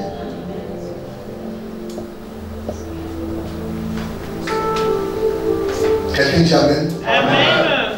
Est-ce que quelqu'un a dit Amen? Amen. Jésus-Christ est notre Père.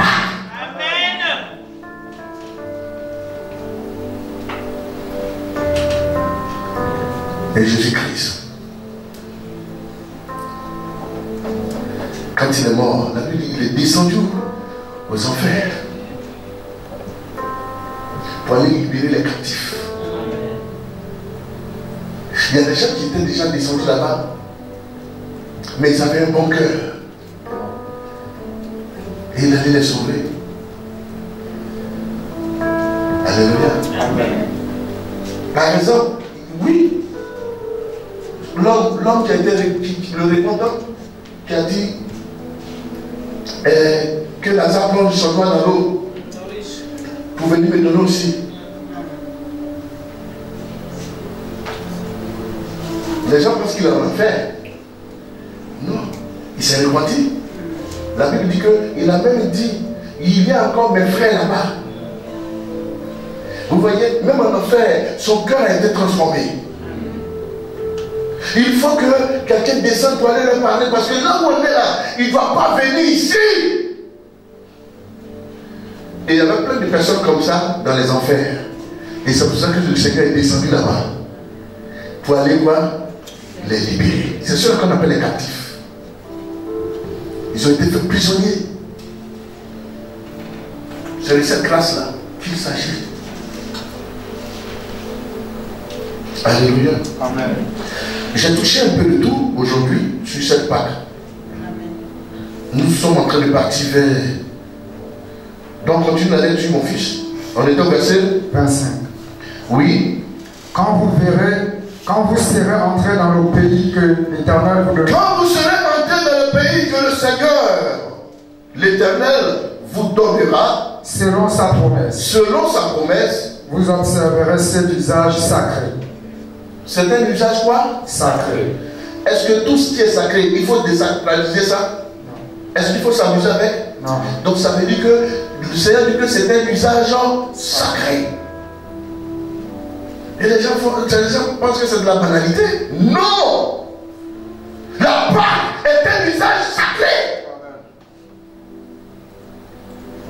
Et là où il y a des sacrés, il y a des secrets. Amen. Et tout ce qui est secret n'est pas à la portée de tout le monde. C'est pour cela que les gens ne comprennent pas. Non, on n'est plus. Mais si vous n'êtes plus sur la loi, ne faites pas la Pâque. Oui. Parce que la Pâque fut une loi. En ce moment même, la loi n'était pas encore donnée à Moïse. C'est plus tard que la loi sera donnée à Moïse. Donc la Pâque, il y a des lois qui ont été des lois isolées avant les 10 commandements. Amen. Et toutes ces lois-là ont été restaurées comme des lois à perpétuité, par exemple la dîme. Moïse n'est pas contemporain d'Abraham. C'est plus tard que la dîme sera insérée dans la loi. Mais la loi n'existait pas quand Abraham a payé la dîme pour la toute première fois à Dieu. Et ça fait partie des lois à perpétuité. Donc quelqu'un va venir dire non, je prêche l'évangile, il prend l'évangile pour dire non, tout ce qui s'est passé dans l'Ancien Testament, c'est fini. Mais c'est parce que tu ne comprends même pas le français qui veut dire perpétuité. Ça veut dire qu'il n'y a pas fin de ça. Jésus même est venu dans le Nouveau Testament, il a instauré ça encore. Et vous parlez de quoi? Et quand même un bon sens, les amis. Allez-y dire que papa ambassadeur dit que la grâce fait peur, mais la loi.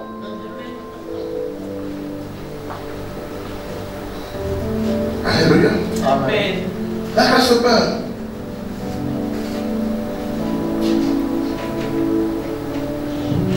Sous la loi, c'est conséquences. Sujet, conséquence, action, conséquence. Donc du coup, tu sais que ceci ne va pas parce que tu as fait ceci. Donc il y a des chemins à passer pour rectifier ça rapidement. Mais sous la grâce, c'est pourquoi vous ne savez pas d'où vient vos problèmes. Parce que vous êtes sous la grâce. Vous voyez tout dans le musulman. Pourquoi? Parce que tu ne sais pas que le fait même de prendre ton pied, mettre sur la chaise de l'église comme ça, c'est une malédiction. Et qu'à partir de là, toutes les choses peuvent se bloquer. Tu le fais parce que non, on est sous la grâce. Oh oui. Tu manges chinois, tu prends mon collet. Non, pourquoi? On te gronde pour ça, tu quittes l'église, tu ne viens pas parce que tu dis non, on est sous la grâce. Pourquoi trop de lois dans l'église? C'est toi qui parlais ici. Peut-être qu'il y a trop de lois là-bas. Bien aimé, que le Seigneur vous fortifie. Amen. C'est dans la grâce que vous devez faire très attention. Faites attention à tout ce que vous faites. Que Dieu vous bénisse. Amen. Celui qui a commis l'acte en train d'être. Mais c'est pour cela que vous n'avez pas compris. L'obligat à la croix. Il a dit. Il dit, nous, ce que nous faisons là, nous méritons ça. Parce que moi, je suis brigand, toi, tu es braqueur. Bon, lui, qu'est-ce qu'il a fait pour mériter ça? La grâce, vous savez c'est quoi? C'est de reconnaître que le Seigneur seul est saint. Amen.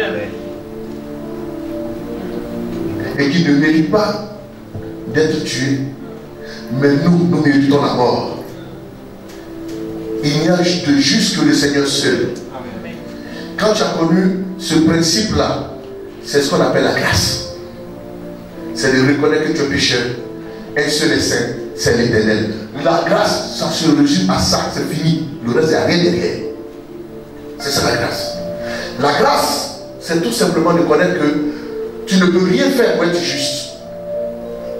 Il y a un seul que tu peux te justifier. Amen. C'est ça la grâce. Sinon, frère, chaque jour que Dieu fait, tu vas pécher. Amen. Tu ne peux pas te concentrer à la même journée. Même tu es marié, tu vas voir une fille qui a les atours de ta vie. Forcer ta pensée va capturer ça. Tu te ressaisis. Frère, tu as fini de pécher. Tu vas voir un homme. Ce monsieur-là, il ressemble à mon homme. Tu es marié.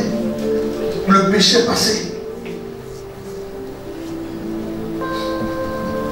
Il n'y a pas de petit péché. Amen.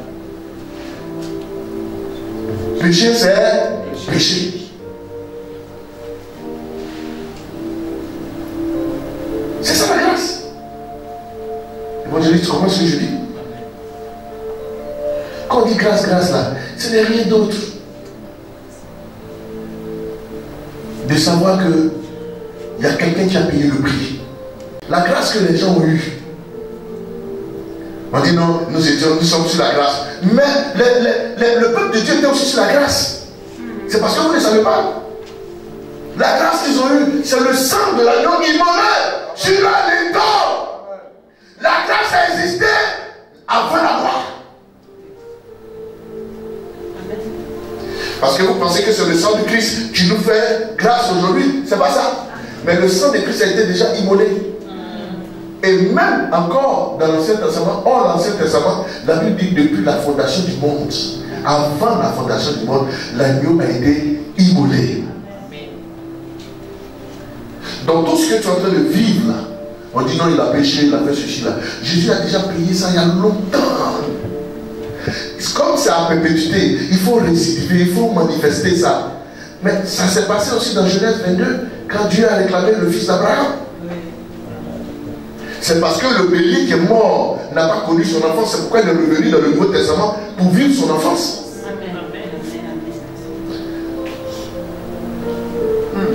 C'est en cela que Isaac pose la question, voici le couteau, voici le feu, où est l'agneau?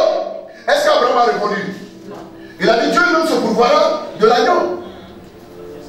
Est-ce que l'affaire là, c'était une affaire d'agneau? C'est un humain qu'on devait aller tuer. C'est pas une affaire d'agneau. Il dit Dieu lui-même ce pouvoir-là de l'agneau. Mais à la fin, c'est pas un agneau, on a vu, c'est un bélier. Donc ça veut dire que c'était pas ça.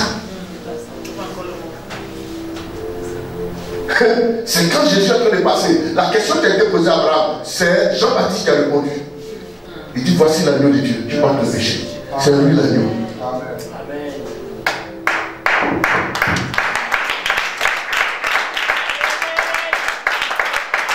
Alléluia. Donc, il n'y a que l'agneau seul et seul qui porte le péché. Et cet agneau-là, c'est pas Isaac, c'est pas ton pasteur, c'est pas ton prophète, ce n'est ni ton père ni ta mère. Le seul a été présenté par Jean-Baptiste. voici l'agneau de Dieu qui ôte le péché. C'est pour cela que vous voyez le raisonnement de la réclamation et du donner de Dieu d'Abraham sont la même chose. Dans Genèse 22, quand vous prenez le verset 1, il dit quoi? Donne-moi ton fils, ton unique, celui que tu aimes tant. Jean 3, 16. Quand Dieu voulait donner, quand Dieu a tant aimé le monde, qu'il a donné son fils unique, afin que tu comprends en lui, ne périsse pas, mais qui ait la vie éternelle. Mais le problème, c'est un deal. Un véritable deal. Dieu condamne l'homme. Ce n'est pas l'homme qui a condamné Dieu. Donc ce n'était pas à l'homme de donner son fils. C'est deux amis qui marchent ensemble. Abraham a un fils unique, Dieu a un fils unique. C'est Dieu qui a condamné Abraham. Adam et Ève. Ce n'est pas Adam et Ève qui ont condamné. Mais en condamnant l'homme, puisque l'homme était un récipient. Et la Bible dit c'est son souffle de vie qu'il met dedans. Donc cette eau que vous voyez est Dieu à l'intérieur. Comme ça. Donc quand vous prenez un déchet, les instruments, vous prenez pour badigeonner cette bouteille. Quoique l'eau qui est dedans est pure, mais personne n'acceptera de prendre pour boire. Amen. Donc alors Dieu venait de se condamner lui-même dans l'homme.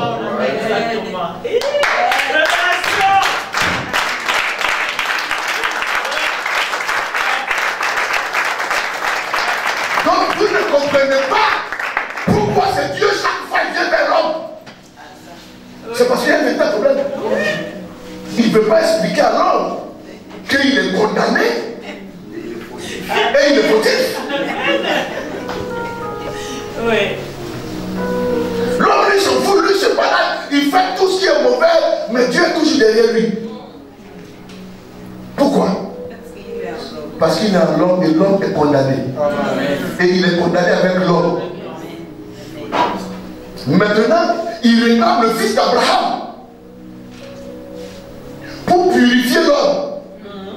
Mais le sang de l'homme peut purifier le sang de l'homme. Mais le sang de l'homme ne peut pas purifier le sang de Dieu.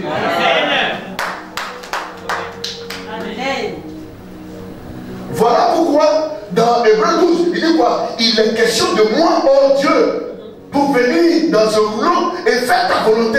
C'est pas Abraham qui a condamné Dieu, c'est pas Moïse qui a condamné Dieu, mais c'est Dieu qui a condamné l'homme lui-même. Personne ne doit mourir pour lui. Amen. C'est pour cela que lui-même est venu mourir. Parce qu'il n'y a que son sang seul qui puisse purifier l'homme et lui-même son sang, lui-même pour se justifier.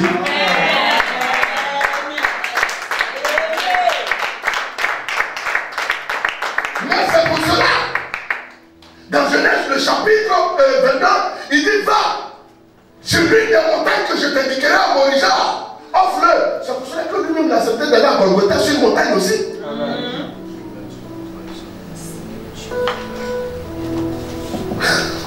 Acclamons le Seigneur.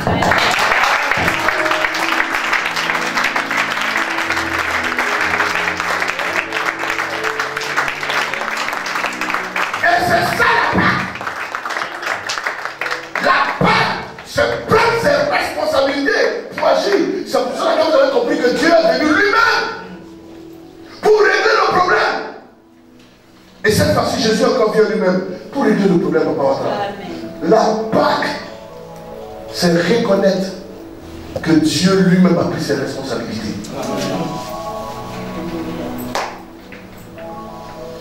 Et c'est ça qu'on appelle la grâce. Voilà pourquoi, quoi que tu sois pécheur, on dit qu'il a reçu grâce présidentielle. On ne se souvient plus de ce que tu as fait.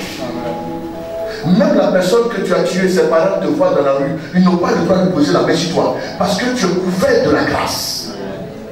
Et cette grâce-là te protège. Ils sont là, ça leur fait mal de te voir, mais ils ne peuvent rien te faire. Parce que la grâce présidentielle t'a libéré. Donc le diable est là, c'est qu'il est frustré Il a mal. Mais chaque jour quand il marche, la grâce du Seigneur, le sang de l'agneau, tombe sur toi. Et ça te purifie permanemment. Voilà pourquoi lui-même, quand il a fini cette affaire, il s'est régi lui-même. En quoi? En intercesseur. Quand il allait s'asseoir à la croix du Père, la Bible déclare quoi? Il intercède pour nous. Intercéder, ça veut dire quoi? Il vient chez toi. Et chaque fois que tu commets un acte et Dieu veut agir, il dit, attends, tu sais pas que c'est à cause de lui mon sang est tombé. Mais c'est à cause de lui m'a mis les pointes, laisse tomber, c'est mon petit dos. Amen. Amen. C'est mon petit dos. Alléluia. Pourquoi? Parce que pendant que tu es en train de commettre là, il est là, il te regarde. Pourquoi tu ne frappes pas? Mais il te laisse dans le temps de t'habiller, de sortir, partir chez toi, et la vie continue comme s'il n'y a rien. Personne ne t'a vu, mais lui t'a vu. Pourquoi il ne t'a pas frappé? Parce qu'il y a quelqu'un qui est là pour lui dire, laisse tomber. C'est mon petit Dieu. Dieu, c'est mon fiston. Hein? C'est ça l'intercession. Et la Bible dit, chaque jour, il le fait pour nous. Chaque jour, c'est ce qu'il fait. Amen. Il est assis à la droite du Père et il intercède pour nous. Chaque jour que tu commets un acte, et que la colère de Dieu, l'ange de l'Éternel, doit venir te frapper, il dit, calme-toi, tu as quel problème? C'est trop rapide là. Dès qu'on dit quelque chose, ça va. Il dit, mais Dieu vient de commettre, il dit, oui, et puis quoi? Dieu, c'est mon fiston, oui. Tu n'es pas au courant. Hein? Alors que Dieu ne sait pas que tout ce qu'il fait là, s'il a encore la vie, c'est parce que celui qui a payé le prix est assis à la droite du Père. Et il intercède pour nous. Amen. Intercéder veut dire plaider notre cas, plaider notre sujet. Jésus est notre Pâque. Amen. Jésus a pris ses responsabilités. Amen. Tiens-toi debout. Alléluia. Amen. Que le nom du Seigneur soit béni. Amen. Est-ce qu'on a terminé? Non. On n'a pas terminé, n'est-ce pas? Mais compte tenu de l'heure, on va s'arrêter là. L'essentiel est dit. Amen. Quelqu'un a compris ça? Amen. Donc la fête de la Pâque nous rappelle l'œuvre de Christ sur sa résurrection. On va lire ça rapidement. On a dit qu'on finit toujours à 11h30. On lit ça rapidement. Romains 8, verset 1. Et puis 1 Jean 2, verset 1 à 2. Je lis la parole de Dieu. Romains 8, verset 1. Il n'y a donc maintenant aucune condamnation pour ceux qui sont en Jésus-Christ. Amen. Amen. Vous comprenez maintenant ce que ça veut dire? Il n'y a plus donc aucune condamnation pour ceux qui sont en Jésus. Pour ceux qui sont en Jésus-Christ. Donc toutes les fois que vous acceptez la Pâque qui est le Christ, il n'y a plus de condamnation pour toi. Mais chaque fois que la condamnation doit venir, il est là pour faire quoi? Intercéder. Voici la raison. Qu'il n'y a plus de condamnation. Vous comprenez? Amen. 1 Jean 1, verset 2. 1 à 2. 1 Jean 1. C'est ça? 1 Jean 1, verset 1 à 2. Oui. Ce qui était dès le commencement. Ce qui était dès le commencement. Ce que nous avons entendu. Ce que quoi? Ce que nous avons entendu. Ce que nous avons entendu. Ce que nous avons. 1 Jean 2, verset 1. 1 Jean 2. Verset 1 à 2.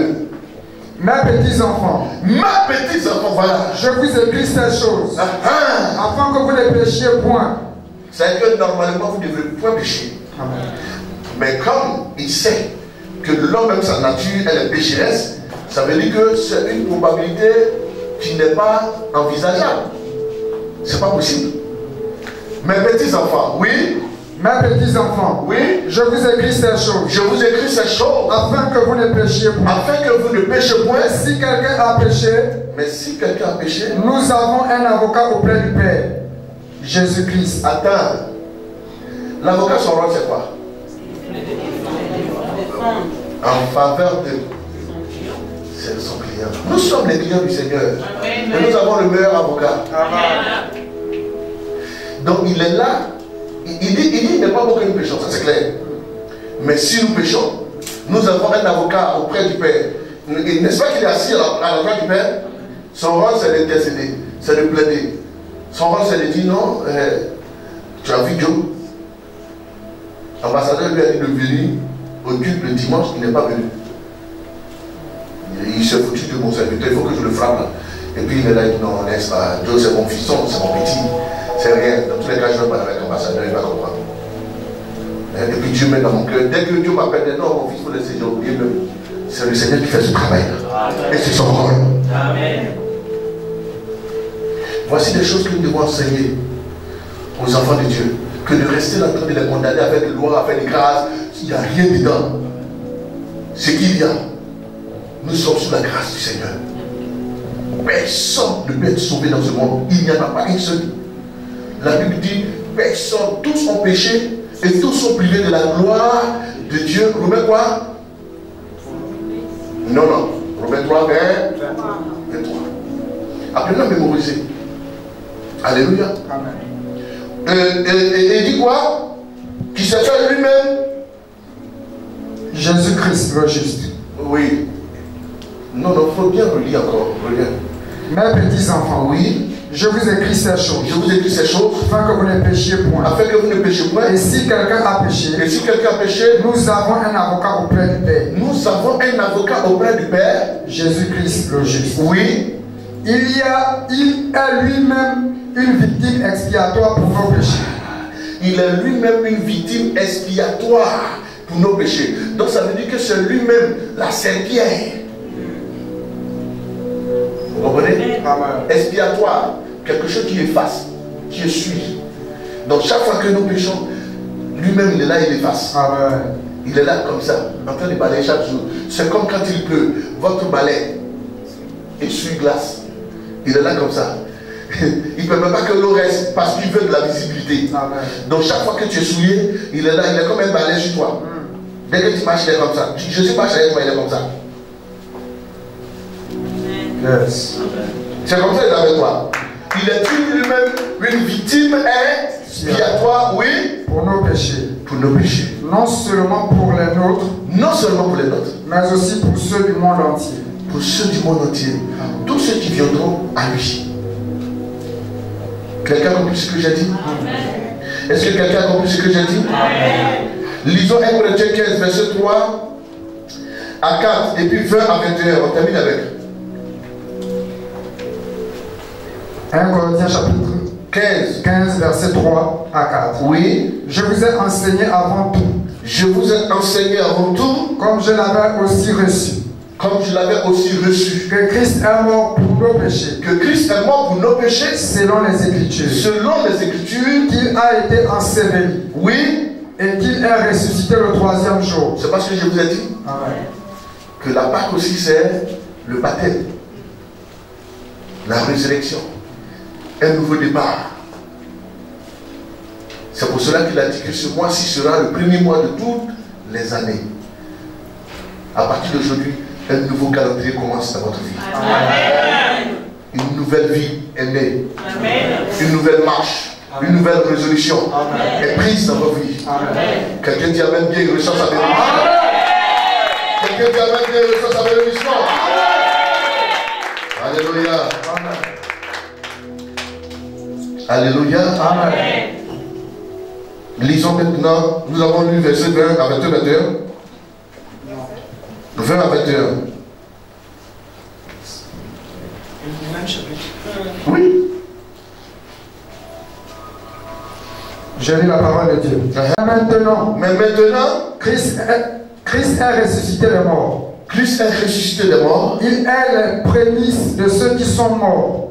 Il est quoi? Les prémices de ceux qui sont morts. Il est les prémices de ceux qui sont morts. Je ne vous ai pas dit qu'il est parti dans l'enfer pour aller récupérer les gens. Donc il est le premier-né de ceux qui sont sortis des morts. Donc il y a eu des morts qui sont sortis. Mais ceux qui sont sortis avec lui, il est le premier-né, il est le prémice. Amen. Amen. Donc vous devez comprendre que le sang est passé. Pourquoi? Parce que le premier-né devrait mourir. Mais ici, ça veut dire que les morts, Jésus-Christ est quoi? Le prémice de ceux. Oui, continue. Car Car, puisque la mort est venue par un homme, puisque la mort est venue par un homme, c'est aussi par un homme qu'est venue la résurrection des morts. c'est aussi que par un homme. C'est-à-dire que c'est lui qui a frappé les premiers-nés. Alors c'est lui aussi qui ressuscite les premiers-nés aussi, nous qui le suivons. Est-ce que quelqu'un comprend? Amen. Et c'est par son sang que cela est possible. Et c'est par le sang aussi de l'agneau que les enfants de Dieu étaient épargnés. Donc si nous, quoique morts, nous ressuscitons avec lui par le symbole du baptême, c'est que lui-même d'abord. Vous comprenez? Alors qu'est-ce qui se passe? Vous savez, Jésus a respecté les lois et les prophètes. Pour terminer avec l'affaire de loi là, pour ceux qui n'ont pas bien compris. Quand Jésus est allé vers Jean-Baptiste pour se faire baptiser, quand Jean-Baptiste voit Jésus, il court pour aller vers lui, se procède et lui dit, Maître, que viens-tu faire? Il dit, je viens pour me faire baptiser. Il dit, oh, toi aussi. Mais c'est moi qui devrais venir vers toi pour me faire baptiser. Pourquoi c'est toi qui viens vers moi? Vous savez la réponse que Jésus lui a donnée? Laisse faire afin que les prophéties s'accomplissent. Vous comprenez? Il faut laisser faire pour que ce qui a été dit. Donc c'est pour cela qu'on dit que quoi? Il est venu accomplir la loi et les prophètes. Amen. Les prophètes ont dit que toi tu devrais me baptiser. Alors je viens me laisser faire. Est-ce que quelqu'un comprend? Amen. Mais Jésus était plus grand que Jean-Baptiste. Lui-même l'a dit qu'il n'est pas capable de délier les pouvoirs de ses sandales. Mais c'est lui-même qui l'a baptisé. C'est parce que Jésus a compris le principe. Il a fait comprendre le principe. Si vous êtes invité dans n'importe quelle église, même si vous arrivez dans l'église de vos fils spirituels, ne les rabaissez pas aux yeux de leurs enfants. Amen. Vous pouvez être plus grand qu'eux, mais là où ils sont sur leur territoire, si vous arrivez là-bas, vous devrez soumettre votre autorité sur leur autorité pour travailler. Pourquoi? Parce que c'est comme ça que les choses doivent se faire. Jésus était puissant, le monde lui appartient, mais le Jourdain là, c'est le territoire de Jean-Baptiste. C'est lui qui baptise là-bas. Quand Jésus arrive, il devrait se soumettre. Quoique Jean-Baptiste était son sujet, son fils, son petit.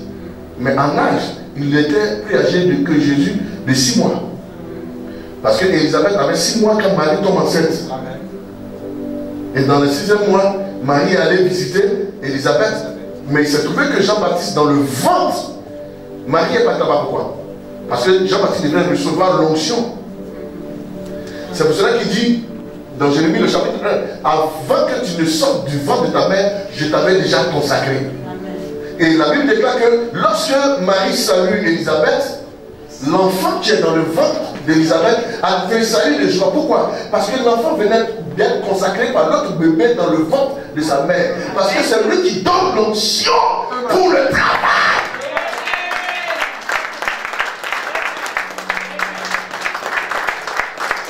N'est-ce pas que c'est par le supérieur que l'inférieur est béni?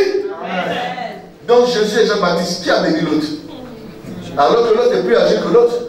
Mais c'est le petit qui a baptisé l'autre, qui a fait tressaillir de joie. Mais c'est parce que Jésus était supérieur à Jean-Baptiste. Mais n'empêche que Jésus s'est soumis à Jean-Baptiste, parce que Jean-Baptiste était sur son terrain. Amen. Que le Seigneur vous bénisse. Amen. Levez les mains que je prononce des paroles de bénédiction sur vos vies. Alléluia. Amen. À partir d'aujourd'hui, à ma qualité de prophète, de sacrificateur, ce matin c'est la Pâque. Amen. Le sang que nous allons prendre est le sang de l'agneau. Amen. Alléluia. Amen. Je bénis le nom de Jésus-Christ. Amen. De ce que cette Pâque sera une Pâque spéciale. Amen. Seigneur, à ma qualité de prophète, je rends cette Pâque spéciale au nom de Jésus-Christ. Amen. Tous ceux qui sont baptisés, qui ne sont pas baptisés, Seigneur, prendront ta chair ce matin et boiront ton sang ce matin. Amen. Parce que cette Pâque est spéciale. Amen. Et tu as dit que chaque fois que nous ferons cela, que nous fassions cela en ta mémoire. Amen. C'est dans le sang de Jésus-Christ que j'ai prié. Amen. Amen. Dans vos maisons, dans vos activités, au travail, au bureau, la mort circulera. Amen. Tous ceux qui ont dans leur pensée le désir de vous faire mal, la main de l'Éternel frappera. Amen. Tous ceux qui vous tiennent esclaves et qui ne veulent pas vous relâcher, ce soir, la fin est arrivée. Amen. Leur terme est arrivé. Amen. Dans le nom puissant de Jésus que j'ai prié. Amen. Amen.